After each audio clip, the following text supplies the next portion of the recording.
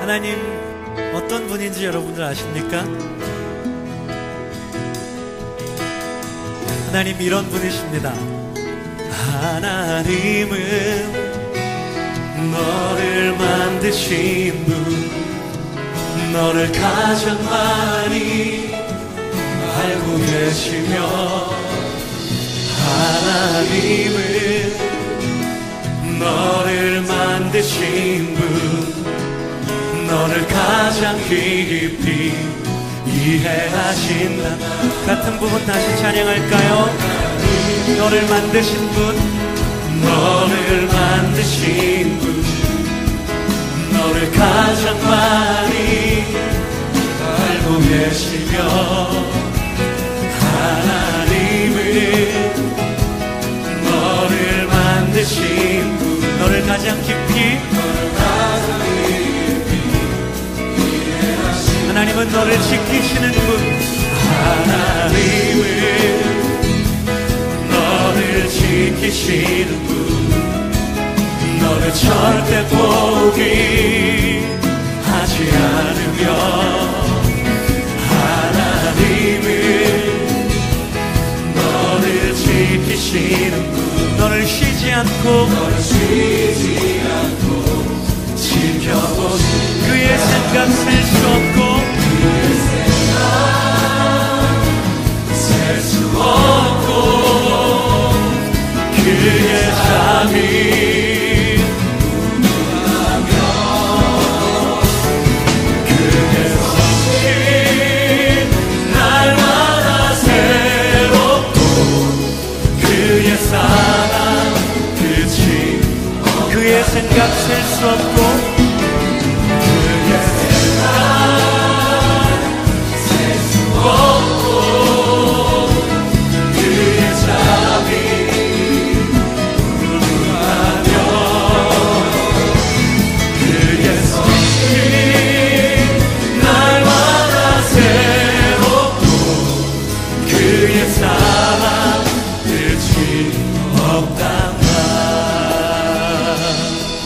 하나님은 너를 인도하는 분, 하나님은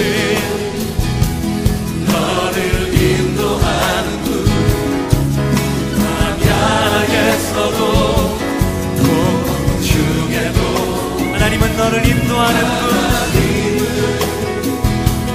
너를 인도하는 푸른 초장으로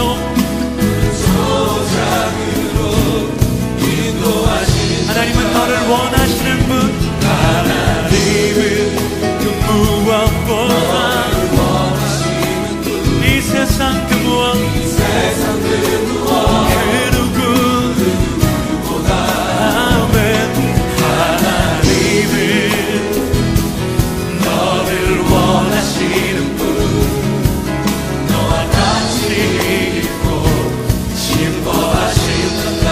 너를 인도하는 분, 너를 인도하는 분, 폭풍 중에도 하나님은 너를 인도하는 분, 너를 인도하는 푸른 쇼장으로 그의 생각 셀 수 없고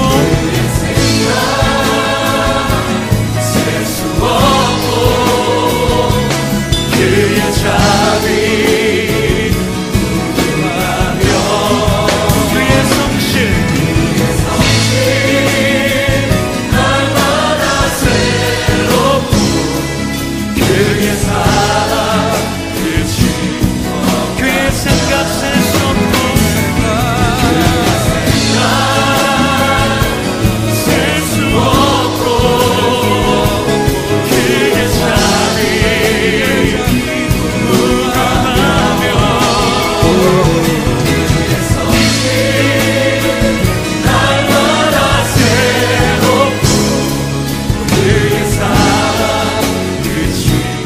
아침마다 새롭고 늘 새로우니 아침마다 새롭고 늘 새로우니 주의 성실 그리라 성실하신 아침마다 새롭고 아침마다 새롭고 나를 향한 그 사랑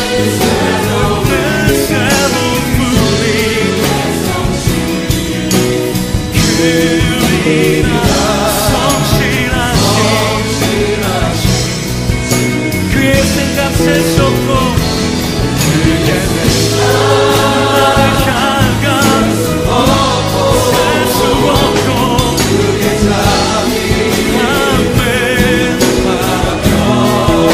구주하며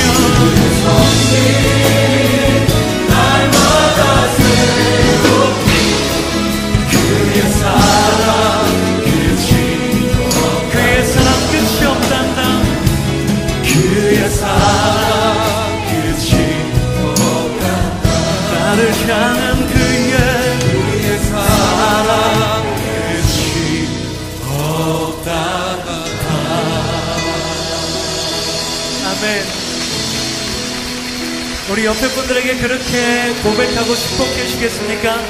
하나님 이렇게 형제를 자매를 사랑하십니다. 하나님께서 이렇게 형제 자매를 원하십니다. 함께 하길 원하십니다. 아멘.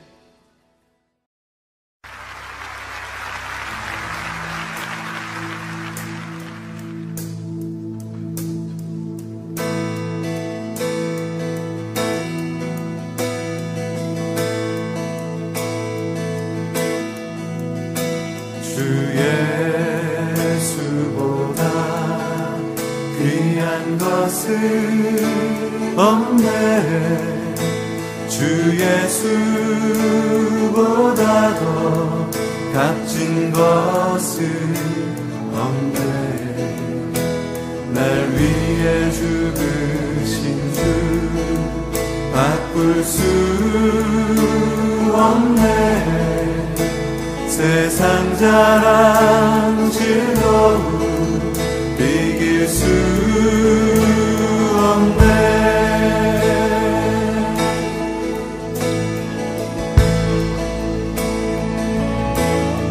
주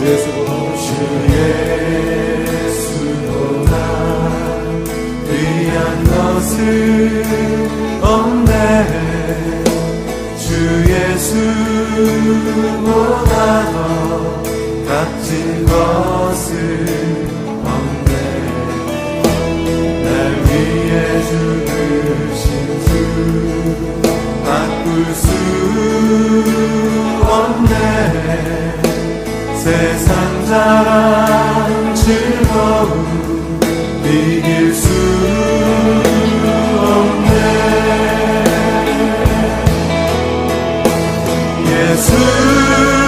예수보다 더 귀한 것은 없네 세상에 무엇도 바꿀 수 없네.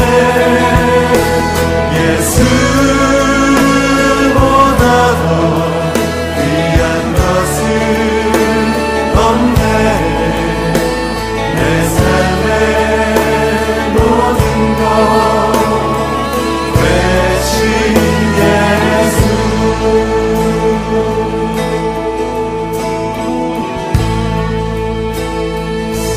주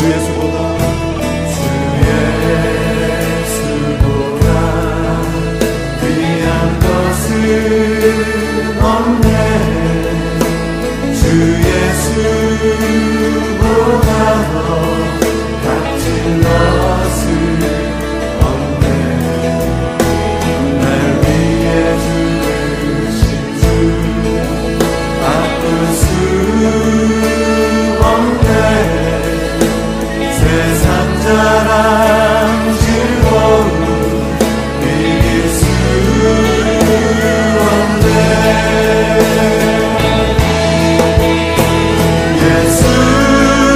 예수보다 더 귀한 것은 없네. 세상에 무엇도 바꿀 수 없네. 예수보다 더 귀한 것은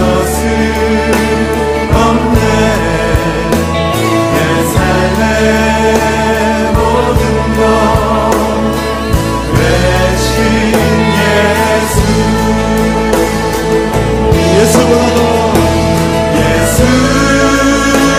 예수보다 더 귀한 것은 없네.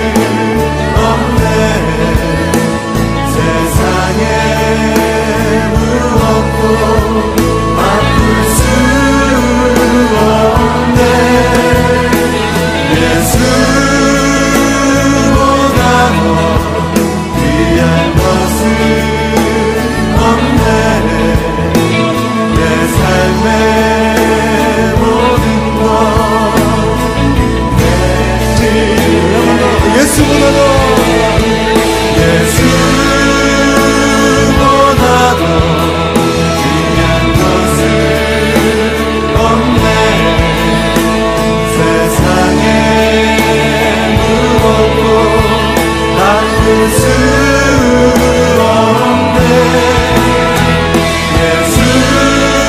예수보다 더 귀한 것은 없네. 내 삶의 모든 것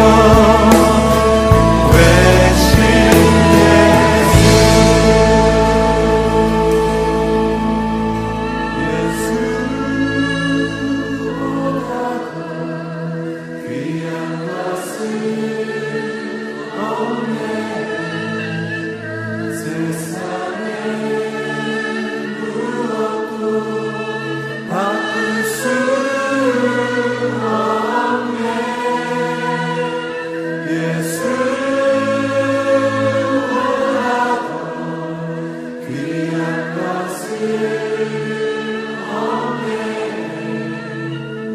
세상에 무엇도 바꿀 수 없네.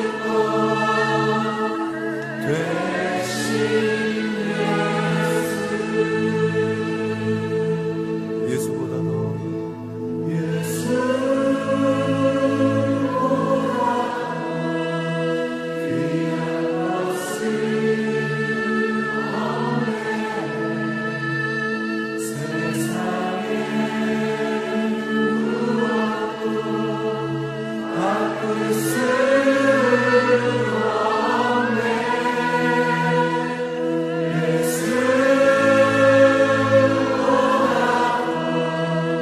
귀한 것은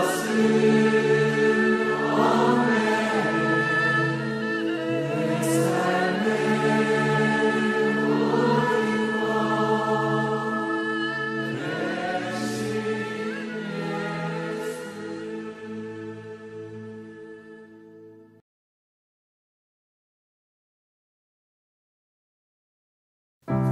신약 성경에는 예수님의 이야기를 다룬 4개의 복음서가 존재합니다. 각 복음서는 저자 이름을 따라 마태복음, 마가복음, 누가복음, 요한복음으로 불립니다. 일반적으로 마가복음이 먼저 쓰여졌고 비슷한 시기에 마태복음과 누가복음이 쓰였으며 요한복음이 가장 늦게 쓰여졌다 말합니다. 누가가 기록한 누가복음과 사도행전에는 이방인이며 의사인 그의 특징이 잘 나타납니다. 유대인이었던 마태가 이스라엘의 출발인 아브라함을 시작으로 예수님의 족보를 소개한 것과 달리 누가는 아브라함은 물론이고 아담을 넘어 하나님에게 흘러가는 예수님의 족보를 소개하였습니다. 예수님은 이스라엘만의 그리스도가 아니라 온 세상을 위한 그리스도라 말한 것입니다. 또한 누가는 의사답게 병든 자의 질병을 구체적으로 소개합니다. 중풍병자, 맹인, 손 마른 사람 등과 같이 질병의 이름은 물론이고 12회를 혈루증으로 앓는 여자나 나면서 못 걷게 된 이 등과 같이 병이 들은 때와 기간도 함께 소개하였습니다. 그리고 누가가 특별히 관심을 둔 대상도 주목할 만합니다. 누가는 당시 사회적 약자였던 여자에 큰 관심을 보였습니다. 마태복음이 요셉을 중심으로 예수님의 출생을 소개한 것과 달리 누가복음은 마리아를 중심으로 예수님의 출생을 소개한 것은 이러한 사실을 잘 보여줍니다. 또한 물질에 대한 개념도 주목할 만합니다. 누가는 부자가 영생에 이르기 위해서는 자신의 부를 가난한 자와 나눠야 한다 생각했습니다. 어떤 관원의 이야기는 물론이고 누가복음에만 기록된 부자와 나사로의 비유 그리고 삭개오의 이야기는 이러한 사실을 잘 보여주며 사도행전이 소개하는 처음 교회의 모습과 아나니아와 삽비라의 이야기 역시 이러한 사실을 잘 보여주고 있습니다. 누가의 이해송 예수님은 죄인을 찾아다니는 분이었습니다. 그래서 누가복음 속 예수님은 자신의 죄인됨을 고백하는 베드로를 제자로 받아주었고 먼저 손을 내밀어 세리와 죄인의 친구가 되었으며 세리장이었던 삭개오의 집을 찾아갔습니다. 바리새인과 세리의 기도가 보여주는 것처럼 스스로 의롭다는 자를 거절하고 스스로 죄인이라 말하는 자를 받아주었습니다. 건강한 자에게 의원이 쓸데없는 것처럼 누가가 바라본 예수님은 의인이 아닌 죄인을 찾아 구원하는 분이었습니다. 마지막으로 누가는 누가복음과 사도행전을 기록할 때 이 모든 것을 언약의 성취라 생각했습니다. 누가복음 24장 46절에서 48절을 보면 누가는 구약 성경이 그리스도가 고난을 받고 제3일에 죽은 자 가운데서 살아날 것과 그의 이름으로 죄사함을 받게 하는 회개가 예루살렘에서 시작하여 모든 족속에게 전파될 것이 기록되었다 생각했습니다. 이때 누가는 그리스도가 고난을 받고 제3일에 죽은 자 가운데서 살아날 것을 누가복음에 기록했고 그의 이름으로 죄사함을 받게 하는 회개가 예루살렘에서 시작하여 모든 족속에게 전파될 것을 사도행전에 기록했습니다. 예수님의 사역은 물론이고 교회의 시작과 성장마저 모두 하나님이 하신 일이라 고백한 것입니다. 이러한 특징들을 생각하며 누가복음에 대한 전체적인 내용을 함께 살펴보겠습니다. 누가복음, 예수님의 생애를 다룬 최초의 기록 중 하나로서 원래는 사도행전과 함께 두 권으로 구성된 하나의 책입니다. 두 책의 시작 부분을 비교해보면 동일한 저자가 썼다는 게 분명하고 초기 전승뿐 아니라 사도행전의 내용을 통해서도 저자가 누가로 확인됩니다. 그는 사도 바울과 함께 여행한 동료이자 동역자였으며 의사로도 알려져 있죠. 누가는 서문에서 우리에게 이 책을 쓴 방식과 목적을 소개하면서 예수님의 생애에 대한 다른 좋은 기록들이 많이 존재했음을 인정합니다. 그러나 그가 원한 것은 최대한 예수님의 초대 제자들의 목격담을 참고해서 우리 중에 이루어진 사실을 차례대로 기록하는 것이었는데요. 여기서 이루어진이라는 말이 누가가 이 책을 쓴 목적을 보여줍니다. 그는 예수님의 이야기가 단순한 옛 역사가 아니라 하나님과 이스라엘, 그리고 더 크게는 하나님과 온 세상 사이의 언약에 대한 긴 이야기의 성취임을 보여주기 위한 것입니다. 이 책의 구조는 매우 명확합니다. 긴 도입부에 세례 요한과 예수님의 이야기가 소개되고 3장부터 9장에는 예수님이 고향 갈릴리 지역에서 하신 사역이 자세히 묘사됩니다. 큰 중간 단락에는 예루살렘을 향한 예수님의 긴 여정이 그려지고 이는 이야기의 절정, 바로 예수님이 죽으시기 전 예루살렘에서의 마지막 일주일과 부활의 이야기로 이어집니다. 그 후에는 사도행전으로 넘어갑니다. 이 영상에서는 누가복음 전반부를 살펴보겠습니다. 긴 도입부는 세례 요한과 예수님의 탄생 이야기를 병행해서 들려줍니다. 여기 노년의 제사장 부부 사가랴와 엘리사벳이 등장하고 미혼의 젊은 여성 마리아와 요셉이 등장합니다. 이들은 모두 아들을 갖게 될 거라는 믿기 어려운 하나님의 약속을 받는데요. 두 약속은 모두 성취되어 요한과 예수님이 차례로 태어나고 두 부모는 기쁨의 찬가를 부릅니다. 구약의 시편과 예언서의 언어로 가득한 이 찬가들은 두 아이가 하나님의 옛 언약들을 어떻게 성취할지 보여주는 한편, 이어질 이야기에서 각 아이가 맡을 역할을 미리 보여주죠. 먼저 요한이 토라와 예언서에 약속된 대로 이스라엘이 주님을 맞도록 준비시킬 선지자요 사자라면, 예수님은 이스라엘의 하나님의 통치와 열방에 하나님의 복을 가져오실 다윗에게 약속된 메시아 왕입니다. 아브라함에게 약속하신 대로요. 이후 마리아는 예수님을 봉헌하기 위해 예루살렘 성전으로 데려가는데, 거기서 노선지자 안나와 시므온이 예수님을 보고 그가 누구신지 알아봅니다. 시므온은 이사야 선지자에게 영감을 받은 시를 지어 노래하며 이 아이가 이스라엘을 위한 하나님의 구원이며 열방의 빛이 될 거라고 선포합니다. 이 모든 기대를 안고 이야기는 중요한 다음 단락으로 넘어갑니다. 여기서 누가는 예수님과 그분의 사역을 소개합니다. 먼저 요단강에서 말씀을 선포하는 요한을 비춥니다. 그는 회개하고 세례를 받아 새롭게 되어 헌신하는 이스라엘이 되라고 외치면서 하나님 나라의 도래를 예비하고 있습니다. 그때 예수님이 이러한 새 이스라엘의 지도자로서 등장하시자 성령이 그분 위에 임하고 하늘에서 하나님의 음성이 들립니다. 너는 내 사랑하는 아들이다. 그러고 나서 누가는 예수님의 족보를 기록하는데, 이는 다윗까지 이르고 아브라함을 넘어 창세기의 아담까지 거슬러 올라갑니다. 누가는 이렇게 주장합니다. 예수님은 하나님의 복을 가져오시는 이스라엘의 메시아 왕이십니다.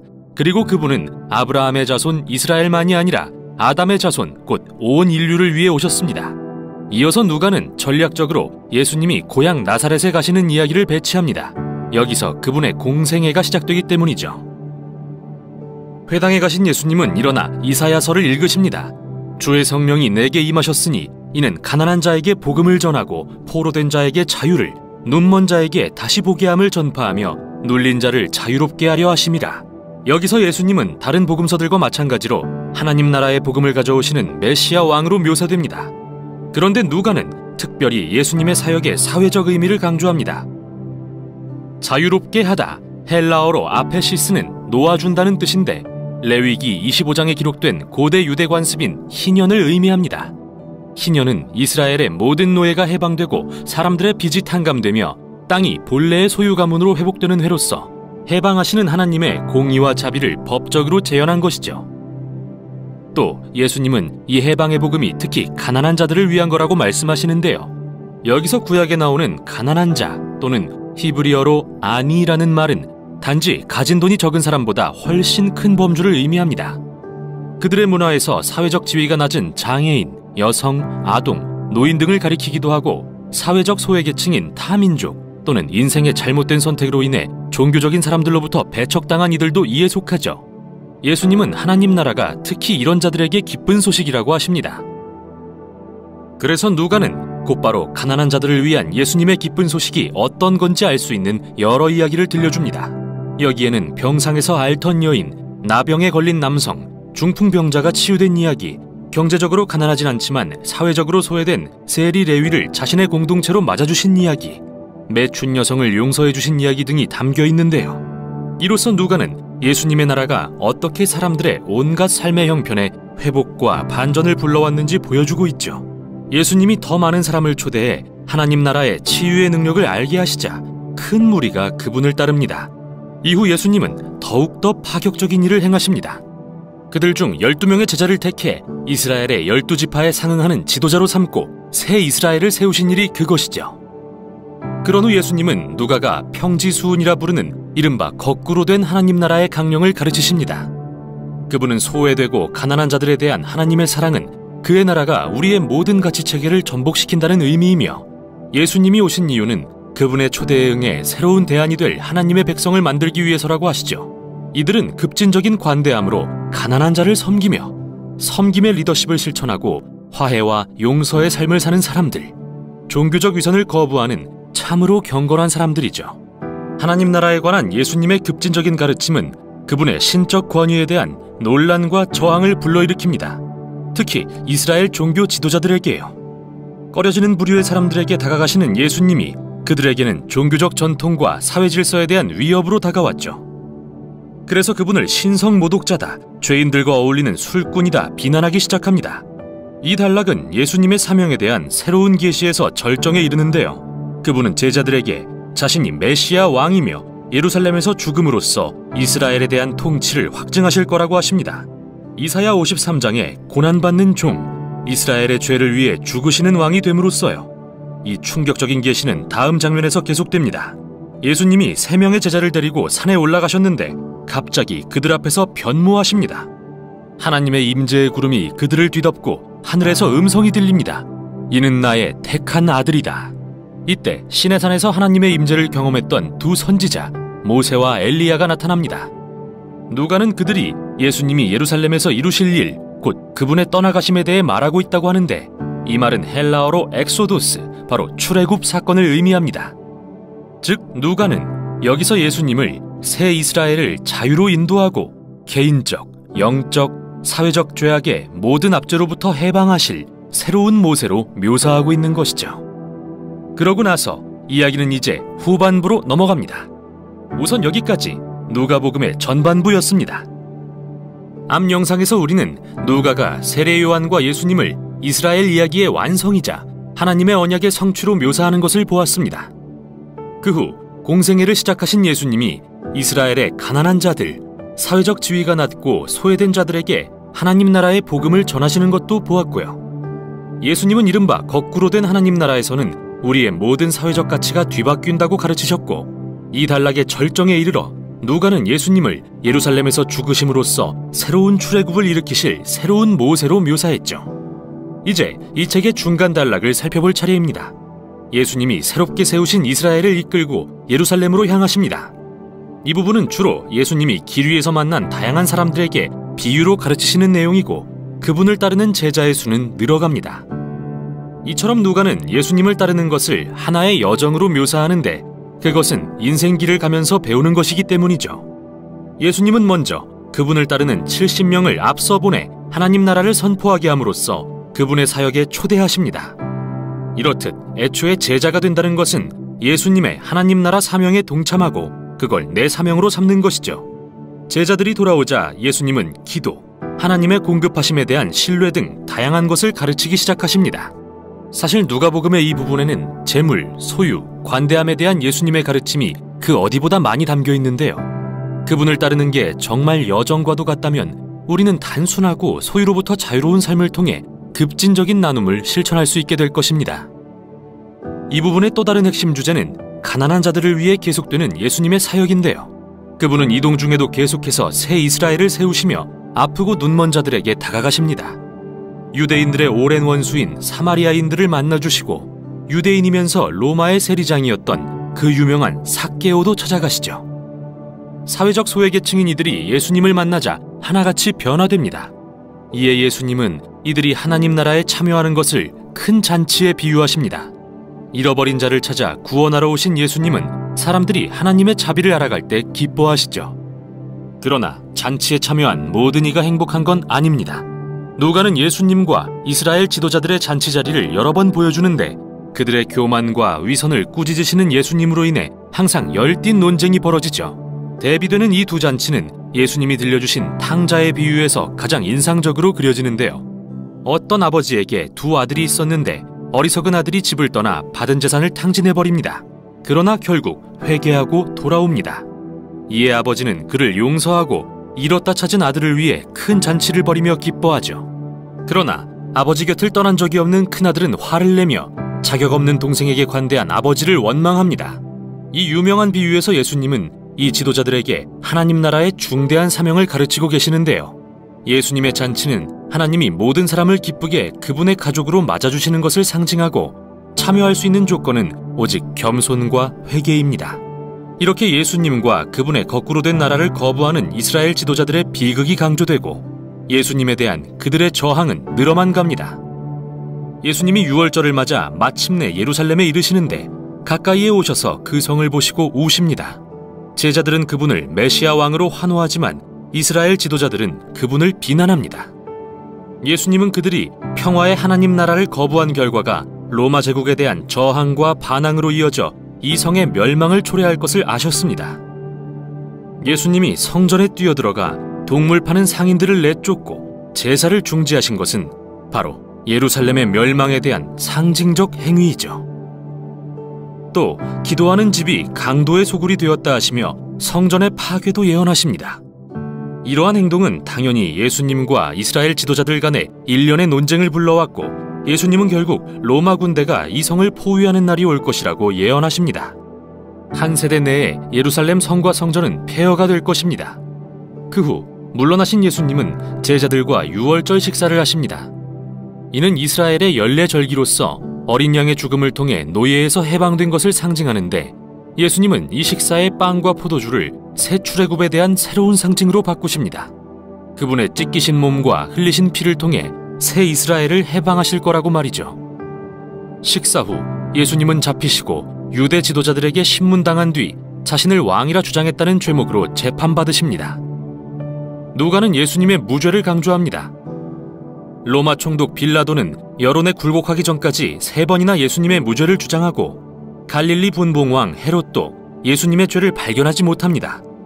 그러나 유대 지도자들은 끝내 빌라도를 강요해서 그분을 십자가에 못 박게 만들죠. 예수님은 고통 속에 죽으시면서까지 자신이 그토록 가르쳤던 하나님의 사랑과 자비를 구현하십니다. 하나님께 자신을 못 박은 군인들을 용서해달라고 구하시고 함께 매달린 죄수 중 하나가 그분이 누구신지 깨닫고 주님의 나라에 임하실 때 저를 기억해 주세요 라고 말하자 그분의 마지막 말씀은 수치스러운 죄수에게도 소망을 줍니다. 오늘 내가 나와 함께 낙원에 있을 것이다. 예수님은 이 자비와 친절의 행동을 끝으로 숨을 거두십니다. 그분의 시신이 무덤에 묻히고 그 주 첫날 무덤에 왔던 제자 중 몇 명이 빈 무덤을 발견합니다. 그때 빛나는 옷을 입은 2사람이 나타나 말합니다. 예수님은 살아나셨다. 죽음에서 부활하셨다. 그들은 어안이 벙벙해져서 돌아갑니다. 바로 여기서 누가는 그의 가장 아름다운 이야기 중 하나를 들려줍니다. 예수님의 제자 둘이 예루살렘을 떠나 엠마오라는 마을로 가면서 그분의 죽음을 슬퍼하고 있습니다. 이때 호련히 예수님이 다가오셔서 함께 걸으시지만 그들은 누구신지 알아보지 못하죠. 왜 그리 슬퍼하냐고 물으시자 예수님이 이스라엘을 구원하실 분이라고 기대했는데 돌아가시고 말았다고 말합니다. 모두 수포가 되었다면서요. 그런데 잠시 후 예수님이 그들과 식사를 하시며 마치 유월절에 그러셨듯이 빵을 떼어주십니다. 그리고 그들이 예수님을 알아본 순간 사라지십니다. 누가는 이 이야기를 통해 예수님을 따른다는 것의 핵심을 강조하고 있는데요. 제자들은 예수님이 누구신지에 대한 자신의 의도와 관점만을 고집할 때 그분을 알아볼 수 없었습니다. 그러나 십자가에서 찢기심으로 자기 희생의 사랑의 전형이 되신 예수님, 거꾸로 된 그분의 나라에 복종할 때 우리는 비로소 진짜 예수님을 보고 알 수 있습니다. 이 책의 결말 역시 식사 장면인데요. 예수님이 제자들에게 나타나셔서 구약을 인용하시며 어떻게 이 모든 일이 하나님의 계획의 일부였는지 설명해 주십니다. 메시아가 이스라엘의 죄를 위해 고난과 죽임을 당한 후 악을 이기고 부활해 그들의 왕이 될 것이라는 계획 말이죠. 그래서 이제 2장의 시므온 선지자의 예언대로 예수님의 나라는 이스라엘을 넘어 온 세상을 향합니다. 열방에 하나님의 죄사함이 선포되고 모든 이가 예수님을 따르는 일에 초대되도록 말이죠. 그러나 예수님은 제자들에게 이 새로운 사명을 위해 성령의 능력을 입을 때까지 예루살렘에 머물러 있으라고 하십니다. 이어지는 누가의 2번째 책인 사도행전을 읽어보지 않을 수 없겠죠. 우선 여기까지 누가복음이었습니다. 이처럼 24장으로 이루어진 누가복음은 세례자 요한과 예수님을 대조하며 시작하였고 예수님의 사역과 여행을 소개한 후 십자가의 죽음과 부활 그리고 승천을 소개하는 것으로 마무리됩니다.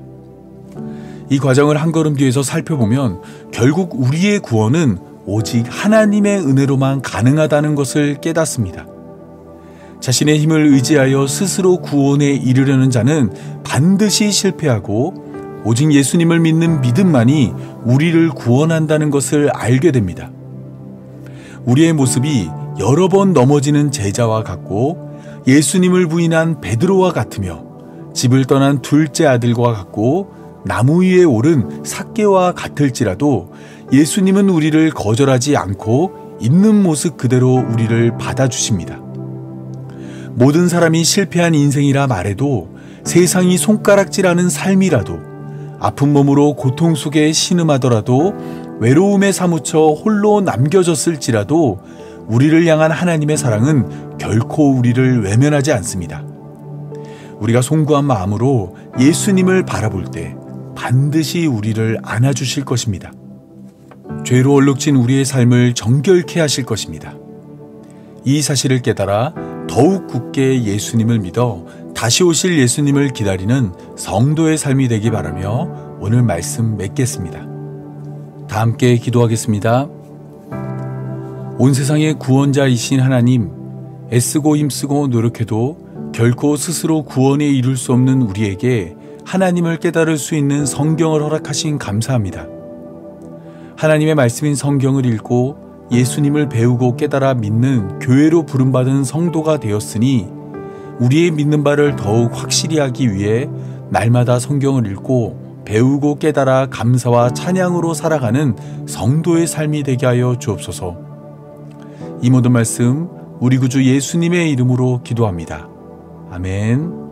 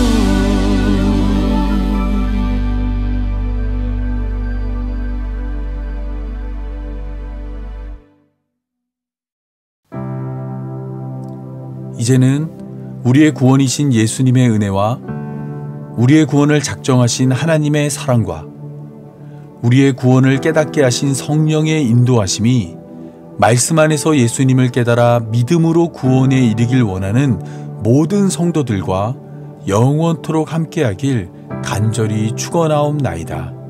아멘.